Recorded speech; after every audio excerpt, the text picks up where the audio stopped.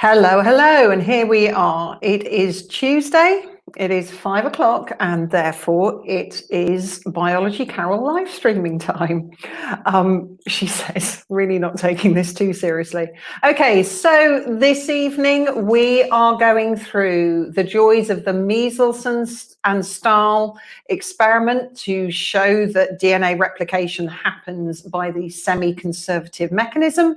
And we're going to be talking through the ELISA assay. And just before we do anything else, let's go back. Just before we do talk about all this blurb. So Meselson and Stahl, it is specified in AQA and in Edexcel A in their specifications. However, it's one of those topics that comes up very regularly in application questions across the different syllabuses. So understanding the principles of what is going on isn't a bad thing, so that you're not taking up loads of brain energy in an exam to get your head around an issue. So there's my selling point for hanging on in there. I'm going to be doing that one first. ELISA is only specified in the AQA syllabus. And even though, you know, the principle is useful for you to understand for other syllabuses, you are less likely to get questions on it, I'll be honest. So Meselson and Stahl, more useful for more of you. So as always, capitals for questions, for immediate questions, that's really helpful. Do chuck topic requests in. Do give me a little bit of encouragement if I've clarified something for you that you haven't had sorted in your mind before. That's just really lovely for me to see. And let's do questions at the end. And as I always say, I am getting less and less apologetic about this. Please do subscribe. Please do like, and please turn notifications on, because I am really getting my head around the fact that this is the only way that I'm going to get the message out there that A-level biology is actually accessible to everyone.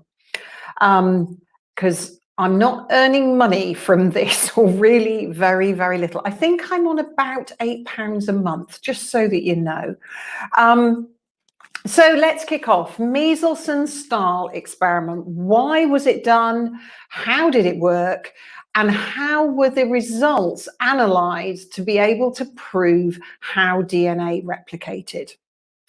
But as always, a little bit of context. So once we'd gone past the genius of Watson and Crick actually working out the DNA double helix structure, because they realized that there was base pairing going on within that structure, they immediately clicked that actually they could almost immediately work out how replication of DNA happened. Because, of course, complementary base pairing means that if you've got one strand, you know what the code on the other strand is. So it wasn't, as soon as they realized the structure, they realized they've got a pretty good idea as to how this molecule could self-replicate. It's the only molecule that does so. Let me just throw that in there. So, but it took a few years for the exact process to be proven. And this was done by Meselson and Stahl in what is described as the most beautiful experiment in biology. Now, how about that for a description? This experiment was clever, it was elegant, and it was just minor genius as to how they worked this out. So let's go through what was going on. So they grew. Oh, by the way, Watson and Crick, I suspect you know, I hope you know, they were British. They were the ones who discovered the DNA structure. Meselson and Stahl were American, and they discovered this just a few years after the DNA structure was elucidated. Back in the year of the Queen's coronation, 1953, it all happened there. We also conquered Everest that year as well. It was a very auspicious year. Anyway, moving on from history, let's go. They they grew E. coli, so that bacteria that you might have come across before, very kind of common bacteria, they grew E. coli on 15N. What the heck is that about? 15N, this is an isotope of nitrogen.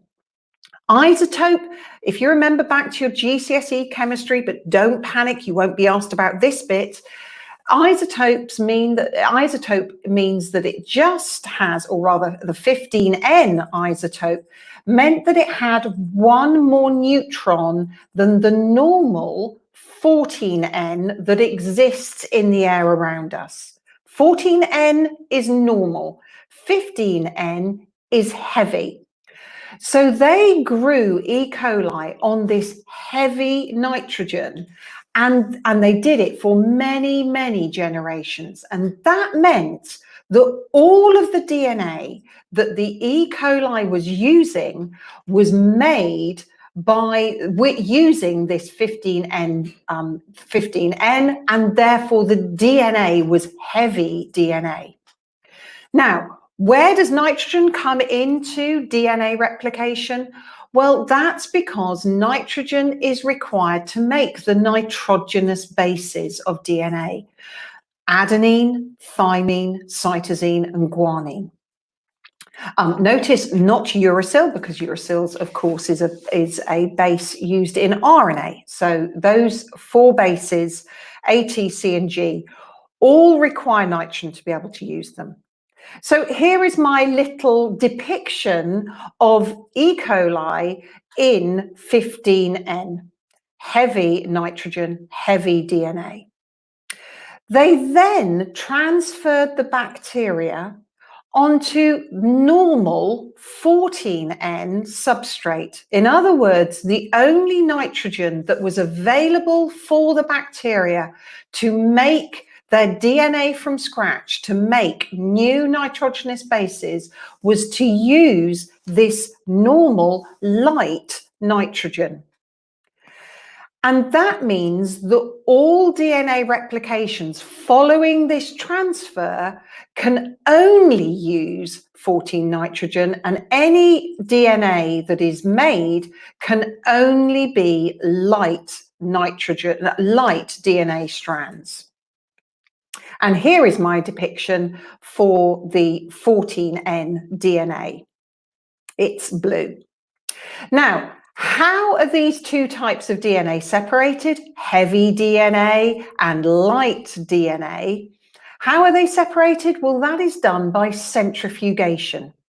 If you centrifuge different molecules of different mass in a kind of gel, then it means that they will separate out in different parts of the centrifuge tube. And that meant that using centrifugation, the DNA from subsequent replications after the bacteria had been transferred from the heavy nitrogen to the light nitrogen, they could separate that DNA. And the band pattern in the centrifugation tubes revealed the mechanism of DNA replication. So here is a centrifuge tube. And what happens is that heavier things or more dense things go towards the bottom of the tube while it's being centrifuged. That means being spun at a very high speed. And the less heavy or less dense things, they accumulate towards the top of the tube. So if a strand of DNA, if all the, let me say that again. If all the DNA from the E. coli was made using the heavy nitrogen, i.e. when they'd been growing on the heavy nitrogen for many, many generations, there would be a band at the bottom of the tube, and only that band. If, on the other hand, all the DNA by the E. coli had been made using light nitrogen, there would be a band at the top of the tube, and actually only at the top of the tube. And then if there was DNA being made by the E. coli using both heavy and light nitrogen, lo and behold, you got a band in the middle. The positions of these bands are what you need to hold in your head when we go on to talk about the results of the experiment. Heavy at the bottom, light at the top, a mix of both in the middle. So here were the three possible mechanisms of action of DNA replication. Semi-conservative, which you will be familiar with, and that I'm going to go through that one first. Conservative, which I'll explain, and dispersive, which I'll obviously also explain. So let's talk about semi-conservative replication and what the bands in the centrifuge tube look like if this was going on. So remember that first original batch of E. coli, the original DNA, was all heavy nitrogen. Just remember this key up the top. Red means heavy nitrogen, heavy DNA. All of the DNA made with 15N. Then, oh, and here in the centrifuge tube, of course, the band would be at the bottom. Does nitrogen represent DNA molecules? The nitrogen in this sense does represent the DNA molecules, because if it's made with heavy nitrogen, you get heavy DNA. If it's made with light nitrogen, you get light DNA. Hope that's cleared that up. So after all of the many generations of being grown on heavy nitrogen, in other words, all the DNA is heavy DNA, the E. coli are then transferred to the light nitrogen substrate. From now on, the only type of DNA that they can make is light DNA. Now, if we then allow them to undergo one DNA replication, this is what happens with the semi-conservative mechanism. This original parent strand separates. Each original parent strand becomes the template strand of the two daughter DNAs. But because only light nitrogen is available to make the new strand of DNA, each daughter strand of DNA, each daughter molecule of DNA is made up of one original heavy strand and one new light strand. And that means when they spin it in their centrifuge tube, you end up with one band in the middle of the centrifuge tube, because all of this DNA is a mixture of heavy and light DNA. So this is the pattern for the for the first DNA replication, the second centrifuge tube. If the E. coli is then allowed to take this DNA through another replication, this is what we would expect to happen. This is now the parent strand, which becomes these two strands. These two strands of the parent strand separate, and this is the template of this strand, and this strand here is the template for this strand here. But the two new strands, of course, can only be made using the 14, the light nitrogen that is available, and therefore you get overall, you get half the DNA, which is made of both heavy and light DNA, and half of it, which is totally light DNA. And hence, the banding on the centrifuge tube looks like this. If the mechanism for DNA replication was conservative, remember, you started off as we have, with the E. coli, grown on the heavy nitrogen, all heavy DNA. Conservative replication says that from the two daughter molecules of DNA that are made, one of them, the DNA from the parent strands, is totally conserved, saved in the DNA. One of the daughter molecules is made up of only the parental DNA, i.e. heavy DNA, and the other strand, they were thinking, could have been made of totally light DNA. Now, hopefully it makes sense that the centrifuge tube for this would have looked like this. You'd have had one light band and one heavy band. In fact, the DNA would have been half light and half heavy.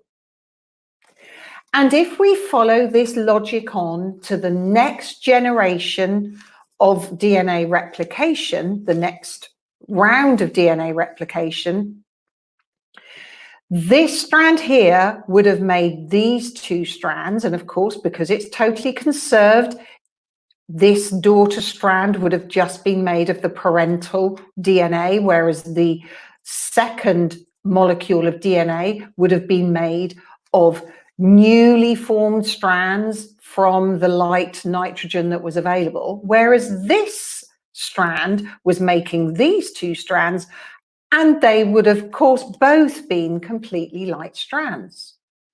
Now, you might be able to work out already what the centrifuge tube would have looked like if this had been the mechanism for DNA replication. 3/4, or the band at the top, would have been 3 times the size as the band at the bottom, because 3/4 of the DNA was light DNA and 1/4 of it was heavy. Finally, the last option, and this is, in my view, the weirdest one of the lot, is the dispersive mechanism of DNA replication that they were also trying to work out whether it was or wasn't going on.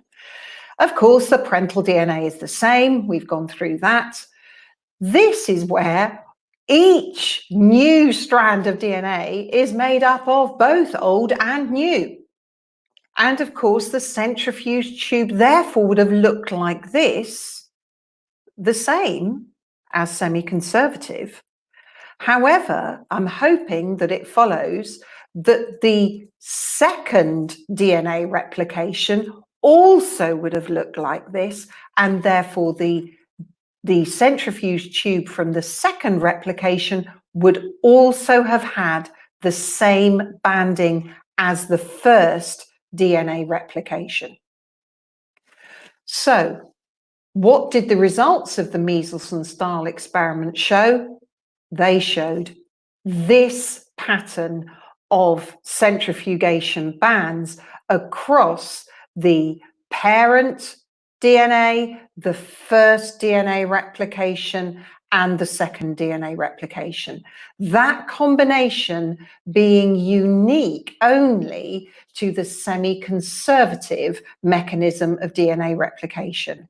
And that is how Meselson and Stahl carried out their incredibly elegant experiment of showing that DNA replication happened using the semi-conservative mechanism, i.e., each daughter molecule of DNA is made up of one old strand and one new strand, as you have been taught in your A-level syllabus, which you'll be very pleased to hear. I am hoping that that may have clarified Meselson and Stahl. I'm going to hold on just for a few seconds, just in case some questions come up.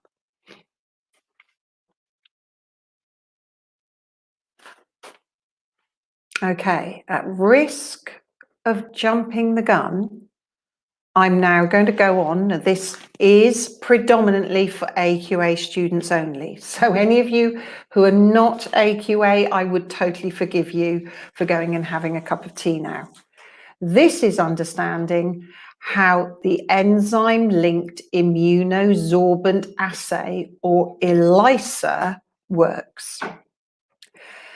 Little bit of context. What on earth is a flipping assay? An assay is basically a test to see whether a particular antigen or molecule is present or not. Yeah, question. Oh, question. Why is it important to know how DNA is replicated? Oh my goodness. Why is it important for us to know why DNA is replicated? Because scientists can never stop asking questions. I mean, and also, I'm going to be really frank with you, clarifying the structure of DNA and therefore working out how DNA replicated has led to all of the genetic technology that has happened in the last 60, 70 years. DNA fingerprinting, oh no, you haven't, you're year 11, a whole load of stuff. Let me just say, a whole load of stuff that you are going to learn about in year 13.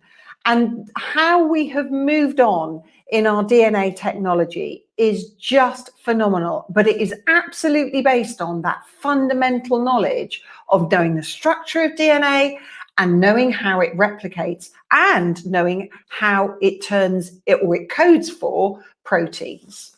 So just scientists cannot stop asking questions. Back to, so an assay is basically working out whether a particular molecule is present in a solution or not.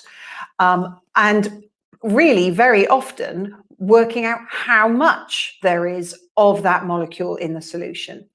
In other words, it can be both qualitative and quantitative. So a little bit of context. This assay is based on the specific and complementary binding of an antigen. Remember, those are the little flags on the outside of pathogens, microorganisms that cause disease. The binding of the antigen to the antigen binding site on an antibody. Antibody being those Y-shaped protein molecules that are produced by B lymphocytes. And that forms an antigen-antibody complex. I have deliberately packed in loads of A-level terminology into that description. And here's a little diagram showing how a very specific antigen binding site on the antibody binds to an antigen, forming an antigen-antibody complex. And the other thing that this assay is based on is the fact that we can now produce monoclonal antibodies. Monoclonal antibodies being antibodies that are produced from a single clone of B lymphocytes. That means every single antibody binds to only one antigen. Here is just a little, this is the piece of kit that this assay is done in. It is basically 96 tiny test tubes in a tray of plastic. And so you can process 96 samples at the same time. But it is also why in the following diagrams, I don't draw beakers, I just draw little semicircles to indicate the wells that are in this ELISA plate. So how it works. First of all, the antigen that let me start that again. First of all, the antigen that binds specifically to the antibody that you are trying to detect, the antigen is bound to the surface of and I've just forgotten what I've just called these, the cells. No, I haven't called them the cells. I can't remember now. Maybe I did. The cells of the ELISA plate. So they are literally stuck to the plastic. Then the serum is added, so the plasma is added of the blood that you are testing to see whether there is a particular antibody, the one that binds to the antigen, whether it is present. Now, obviously in the blood, there are going to be many antibodies, and only one antibody will bind to this antigen. And that, if that antibody is present and it binds, you then need to wash off all of the other antibodies. Once they are rinsed off, a second enzyme linked, the enzymes are the little white dots, enzyme linked antibody is added. And this is added because this is going to cause the color change that tells you that this first antibody is present. Because if you've rinsed off all the other antibodies, the only thing that these enzyme linked antibodies combine to are the antibodies that are they themselves bound to the antigen. And that is what they do. But notice they bind, if you remember your antibody structure, they bind to the constant region of the antibody. This then, notice also, this needs to be rinsed to remove any unbound antibodies. Where do we get these antigens from? Okay, where do we get the antigens from? The antigens will come from because they would able to be, so if this is an antigen of a particular pathogen, so let's say that this was the HIV antigen, scientists are able to isolate those because they have fully understood the structure of the HIV virus and also its DNA and which parts of the DNA code for which proteins, which enables them to isolate a particular protein and therefore produce it and use it for this assay. Hope that's okay. So let me just reiterate again, these rinsing stages are very important because they rinse away any unbound antibody. For example, this one. Is this concept similar for pregnancy testing? The concept is absolutely similar for pregnancy testing. The antigen in that case is human chorionic gonadotrophin, HCG. And the antibodies that are on the pregnancy are in the pregnancy testing kit. Instead of having an enzyme, they have a blue dye that then binds to the HCG, and I can't remember exactly. It causes a color change, which then causes the stripe to appear in the window and tell the woman. Let's be specific. Tell the woman that they're yes. The principle is exactly the same. You're using a monoclonal antibody. Particularly these enzyme linked antibodies would absolutely be lab-produced monoclonal antibodies. These antibodies have been naturally produced by the patient. It's probably worth saying that. And finally, substrate is added, the substrate to the enzyme, which changes color when the enzyme changes the substrate into the product. And therefore a color change happens in the well, which can either be simply detected if it's qualitative, is it there, isn't it? Or it can be measured if it was quantitative, how much antibody there is. And that is the basis of the ELISA test.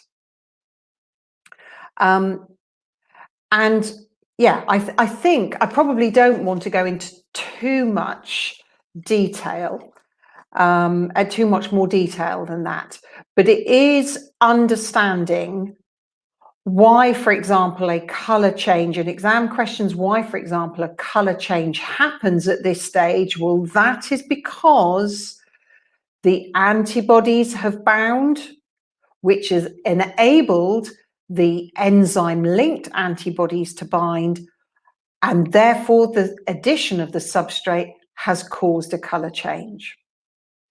I hope that that has clarified how the ELISA test works. And I think we are now on to whether there are either any questions to do with ELISA or the DNA replication, or on anything else. Do remember to pop up any topic requests that you have, or put them in the comments below this video if you're watching it after the live stream, because we do collate those to make the suggestions for next Tuesday's live stream. Thursday's live stream, of course, will be on the next practical requirement that you have, with those 12 practical skills and techniques that you need to acquire. So Thursday's live stream is on light microscopes and graticules and how they are used. Is there any specific reason that there are two types of ELISA, direct and indirect? Oh, yes. The one,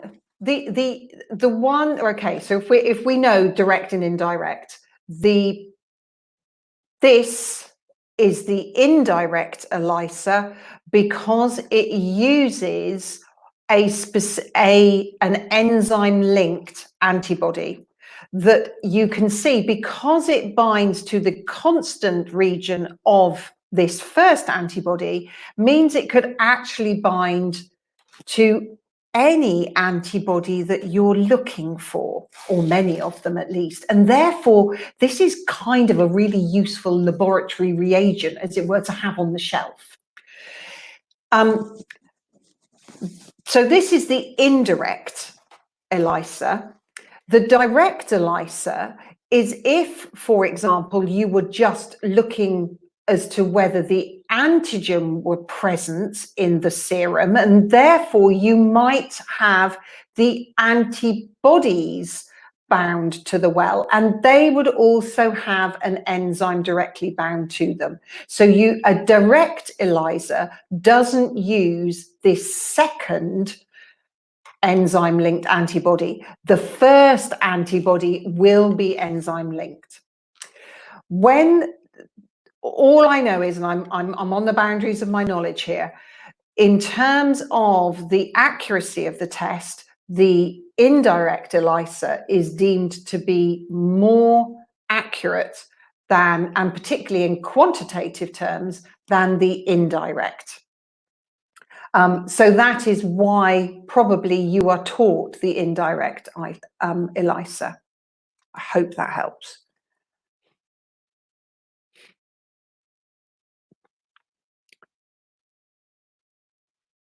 Other than that, ladies and gentlemen, I'm going to let you go off and have your cup of tea. What is the time? We're now at just after past. So hopefully that was 30 minutes of your time well spent, clarifying those two procedures that do seem to cause some problems. And look forward to seeing you on Thursday. Please don't forget to gossip me around your friends on social media. And next Tuesday, please do remember to vote so that I know what I'm teaching next Tuesday.